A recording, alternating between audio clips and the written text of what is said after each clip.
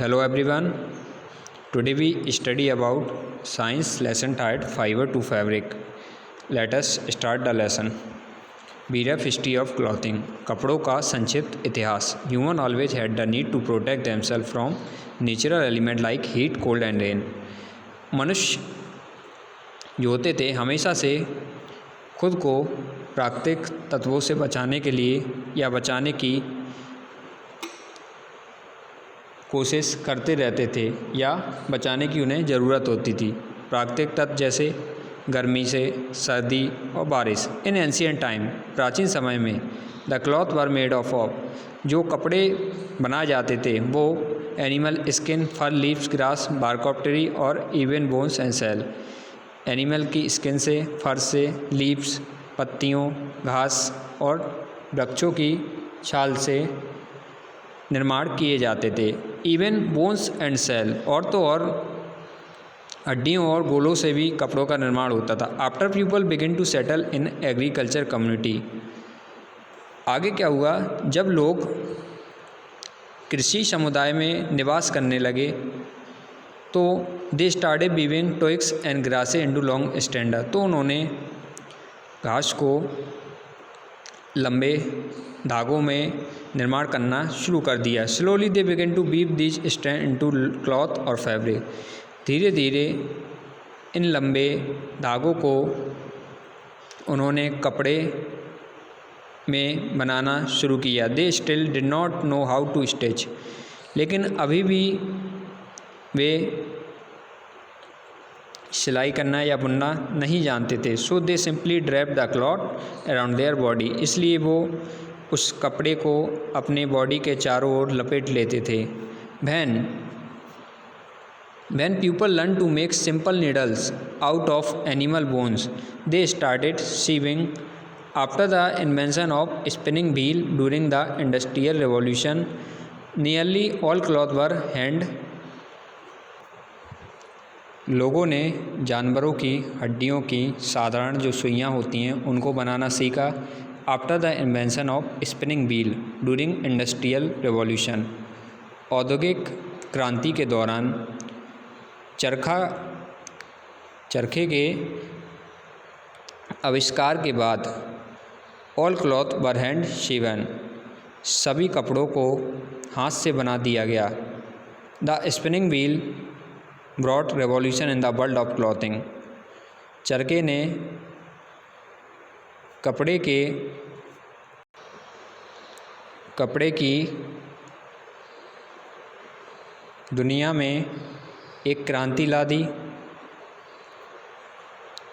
जो अंततः कारखाने की ओर ले गई, which eventually lead to factory made clothes, और कपड़े बनाए जाने लगे। Since then clothing has undergo many changes, तब से अब तक कपड़ों में काफ़ी सारे बदलाव आए हैं। सेवरल वैरायटी, कई किस्में कपड़ों की बनाई गई।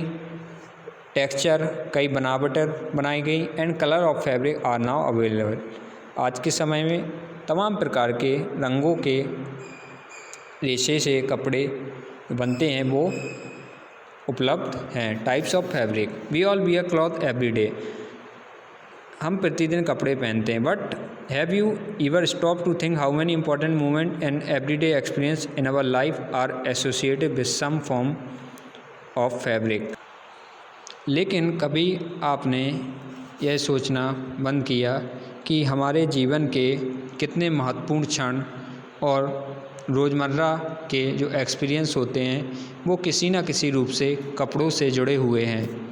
From our childhood blanket to our birthday dress and from our school uniform to beautiful curtain in our bedroom, fabric play a major role.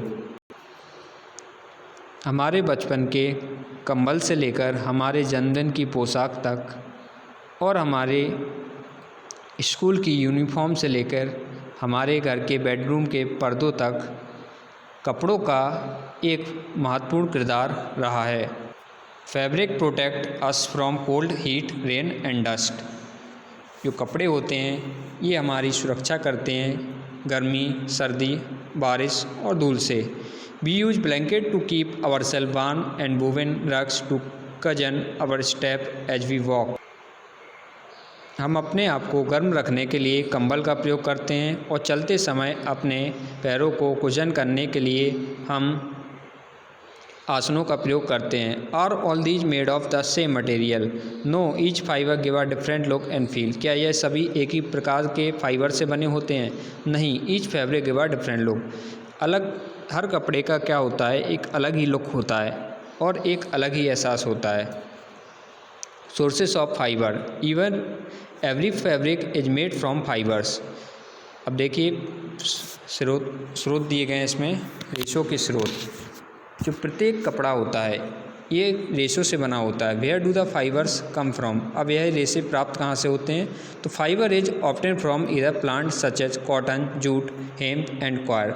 रेशे हमें कुछ पौधों से प्राप्त होते हैं जैसे कि cotton, jute, hemp and coir, and animals, और जानवरों से भी प्राप्त होते हैं जैसे सीप एंड सिल्कवॉर्म, और इट में भी आर्टिफिशियली प्रोड्यूस, और इसको मानव द्वारा निर्मित किया भी जाता है, यानी कृत्रिम रूप से भी बनाया जा सकता है। Fibres are spun into yarn which are finally woven or knitted into fibre. रेशों को सूत के रूप में काटा जाता है और अंत में इन्हें बुना जाता है। Fibre are can be classified into two main category. Fibres को, रेशों को दो श्रेणियों में बांटा गया है, natural and synthetic. Natural fibres are obtain from natural sources such as animal and plants. जो प्राकृतिक रेशे होते हैं ये प्राकृतिक स्रोतों से प्राप्त होते हैं जैसे कि जानवर और पौधे। Whereas those which are not obtain from natural sources are called synthetic fibre. और जो प्राकृतिक स्रोतों से प्राप्त नहीं होते हैं उन्हें सिंथेटिक फाइबर कहा जाता है। Nylon and polyester are the example of synthetic fibre. Nylon और जो पॉलिस्टर हैं ये किसके उदाहरण होते हैं? ये सिंथेटिक फाइबर के ही उदाहरण हैं। सबसे पहले नेचुरल फाइबर, प्राकृतिक रेशे। Fibres that are extracted from plant and animal are known as natural fibre. वह रेशे जो पौधों और जानवरों से प्राप्त होते हैं उन्हें प्राकृतिक रेशे कहा जाता है, नेचुरल फाइबर्स कहा जाता है। जैसे कॉटन, जूट, सिल्क, फूल, यह सब नेचुरल फाइबर के उदाहरण हैं।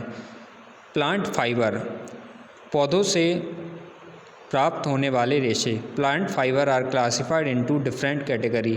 प्लांट फाइबर को विभिन्न श्रेणियों में बांटा गया है depending on the part of the plant they are extracted from.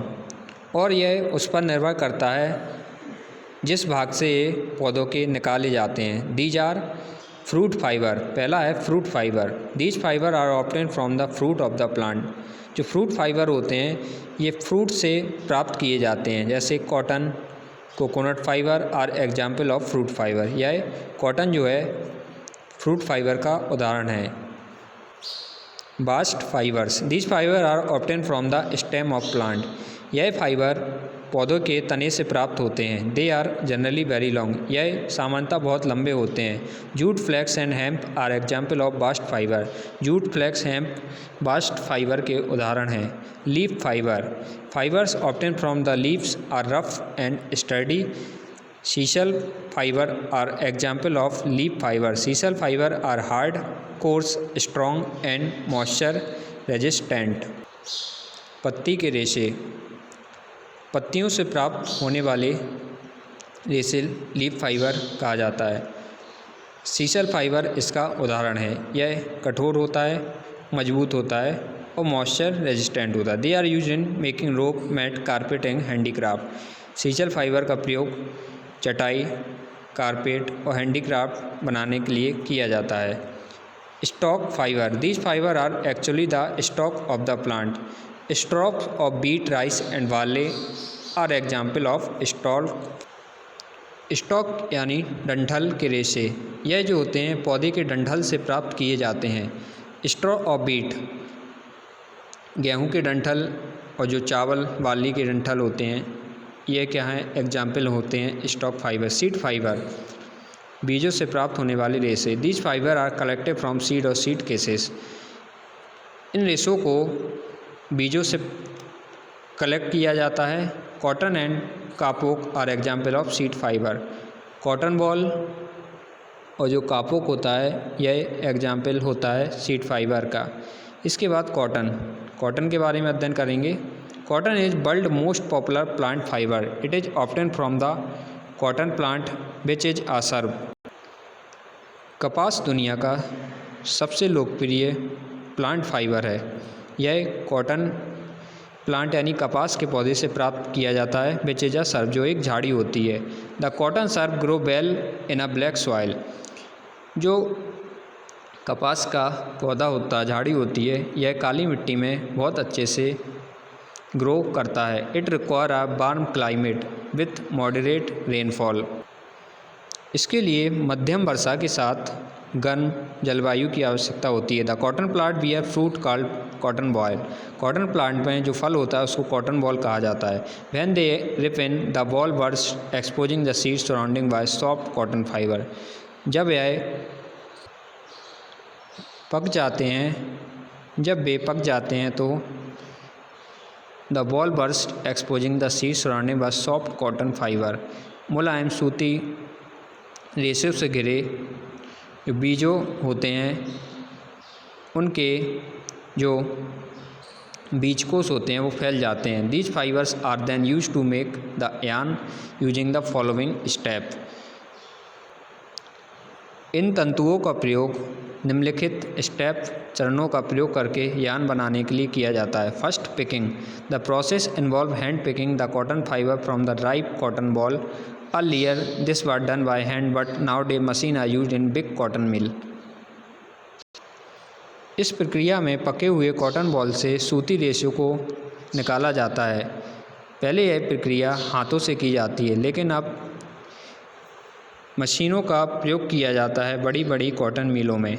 Ginning. The process involve the separation of cotton fibre from seed. Earlier, ginning was done by hand. इस प्रक्रिया में कपास के रेशों को बीजों से अलग किया जाता है। पहले यह प्रक्रिया हाथ से की जाती थी, अब इसके लिए भी मशीन का यूज किया जाता है। Spinning. Fibre that are now free from seed are called lint. This is then combed. Combing is done to straighten the fibre. Now fibre are twisted together to form yarn by using spinning machine. जो रेशे बीजों रहित होते हैं उन्हें lint कहा जाता है। अब इनको कॉम्ड किया जाता है और कॉम्बिंग यानी कंघी करने के बाद इनको सीधा किया जाता है। Now fibre are twisted together. अब रेशों को कटाई मशीन का प्रयोग करके सूत बनाने के लिए सीधा किया जाता है या उसमें घुमाया जाता है। This method of making yarn is called spinning. इस प्रक्रिया को स्पिनिंग कहा जाता है। इसके आगे का लेसन पार्ट 2 में डिस्कस किया जाएगा। अभी के लिए इतना लेसन अच्छे से रीड करिएगा और इसकी समरी को अच्छे से समझिएगा।